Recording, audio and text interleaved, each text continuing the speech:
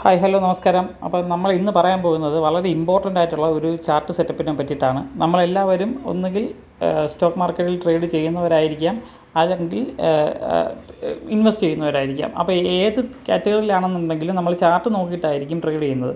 അപ്പോൾ മാർക്കറ്റിൽ price market condition അനുസരിച്ച് ദിനം പ്രതി മുകളിലേക്കും താഴേക്കും ഒക്കെ പോയിക്കൊണ്ടിരിക്കും. പക്ഷേ നമുക്ക് മനസ്സിലാക്കാൻ പറ്റുന്നില്ല ഇത് മുകളിലോട്ടാണ്. നമ്മൾ മുകളിലേക്ക് വിചാരിക്കുമ്പോൾ താഴോട്ട് പോകും, താഴേക്ക് വിചാരിക്കും മുകളിലോട്ട് പോകും. അങ്ങനെ ഒരു സിറ്റുവേഷൻ നിങ്ങൾക്ക് ഉണ്ടെന്നുണ്ടെങ്കിൽ അതിനെപ്പറ്റി എങ്ങനെ ചാർട്ടിൽ നിന്ന് മനസ്സിലാക്കാം എന്നുള്ളതിൻ്റെ ഒരു ടിപ്പാണ് പറയാൻ വേണ്ടി പോകുന്നത്.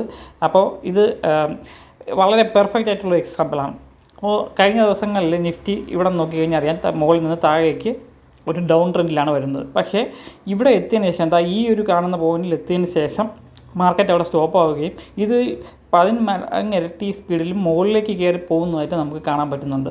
അപ്പോൾ ഇങ്ങനെ വരുന്ന സന്ദർഭങ്ങളിൽ ഇത് ശരിക്കും എന്താണ് ചെയ്യേണ്ടത്? നമുക്ക് ഹോൾഡ് ചെയ്യണോ? നമ്മൾ സെല്ല് ചെയ്ത പൊസിഷനാണെന്നുണ്ടെങ്കിൽ ഹോൾഡ് ചെയ്യണോ, അതോ ബൈ ചെയ്യേണ്ട സമയമായോ എന്നൊക്കെ മനസ്സിലാക്കാൻ വേണ്ടിയിട്ടുള്ള ഒരു ചാർട്ടിൽ വളരെ സിമ്പിളായിട്ടുള്ള ടെക്നിക്കാണ് പറയാൻ വേണ്ടി പോകുന്നത്. ഇതിപ്പോൾ രണ്ട് സംശയമാണ് നമുക്ക് ഉണ്ടാവാൻ ചാൻസ് ഉള്ളത്. ഒന്ന് എന്ന് പറയുന്നത് ഇത് ഒരു റീട്രേസ്മെൻ്റ് ആവാം. രണ്ടാമത്തെന്ന് പറയുന്നത് ഇതൊരു ഒറിജിനൽ മൂവ് ആവാം, അതായത് പുതിയൊരു ട്രെൻഡിൻ്റെ തുടക്കമാവാം. അങ്ങനെയാണ് എന്ന് അറിയാനായിട്ട് നമുക്ക് സിമ്പിളായിട്ട് ചെയ്യാൻ പറ്റുന്നത്. ഇപ്പോൾ തന്നെ ഇതൊരു ഡൗൺ ട്രെൻഡാണ്. അപ്പോൾ ഇത്രയും താഴെ വന്നതിന് ശേഷം മുകളിൽ പോകാനുള്ള ഒരു റീട്രേസ്മെൻറ്റ് പോകാനുള്ള ചാൻസ് ഉണ്ട്. അങ്ങനെയാണല്ലോ, കാരണം ഒരു ഡയറക്ഷനിൽ തന്നെ ഇങ്ങനെ വന്നുകൊണ്ടിരിക്കില്ല, കുറച്ച് വരും, കുറച്ച് മുകളിൽ പോകും. അങ്ങനെ ആയിരിക്കും ഡൗൺ ട്രെൻഡിൽ മാർക്കറ്റ് ബിഹേവ് ചെയ്യുന്നത്. അപ്പ് ട്രെൻഡിലും അങ്ങനെയൊക്കെ തന്നെയാണ്. അപ്പോൾ ഇത് നമുക്ക് മനസ്സിലാക്കാൻ വേണ്ടി നമ്മൾ ഫസ്റ്റ് ക്യാൻഡിൽ വാച്ച് ചെയ്യുക. 3 ക്യാൻഡിൽ നമ്മൾ വാച്ച് ചെയ്ത് കഴിഞ്ഞാൽ നമുക്ക് കറക്റ്റ് ചെയ്യാൻ പറ്റും. ഇതിൽ തന്നെ ഇപ്പോൾ ഗ്രീനിൻ്റെ ക്യാൻഡിൽ നോക്കിക്കഴിഞ്ഞാൽ ഇതൊരു വലിയ ക്യാൻഡിലാണ്. പക്ഷേ ഈ ഒരു റെഡിൻ്റെ ക്യാൻഡിലിനെ മറികടന്ന് പോയിട്ടുണ്ട്.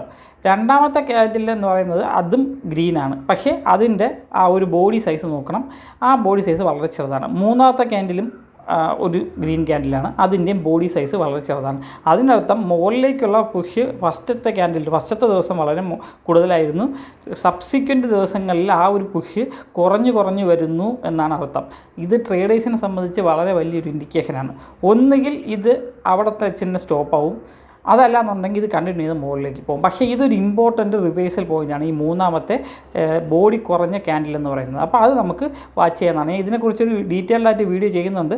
അപ്പോൾ അത് മനസ്സിലാക്കാനായിട്ട് നിങ്ങൾ ചാനൽ സബ്സ്ക്രൈബ് ചെയ്യുക. അതിനകത്ത് വളരെ ഡീറ്റെയിൽഡായിട്ട് എങ്ങനെ അതിനെ ഇൻ്റർപ്രറ്റ് ചെയ്യണമെന്നുള്ളത് മനസ്സിലാക്കുക. അതിന് ഫലമായിട്ട് നമുക്ക് മനസ്സിലാകും അടുത്ത ദിവസം മാർക്കറ്റ് ഓപ്പൺ ചെയ്ത് ഇത്രയും വലിയൊരു ഡൗൺ ആണ് വന്നിട്ടുള്ളത്. അതായത് ഡൗൺ ട്രെൻഡ് തന്നെ കീപ്പ് ചെയ്യുന്നു എന്നാണ് അതിന് അർത്ഥം. അപ്പോൾ ഇത് ശ്രദ്ധിച്ച് മനസ്സിലാക്കുക. ഒരു വീഡിയോ ഉടനെ വരുന്നുണ്ട്.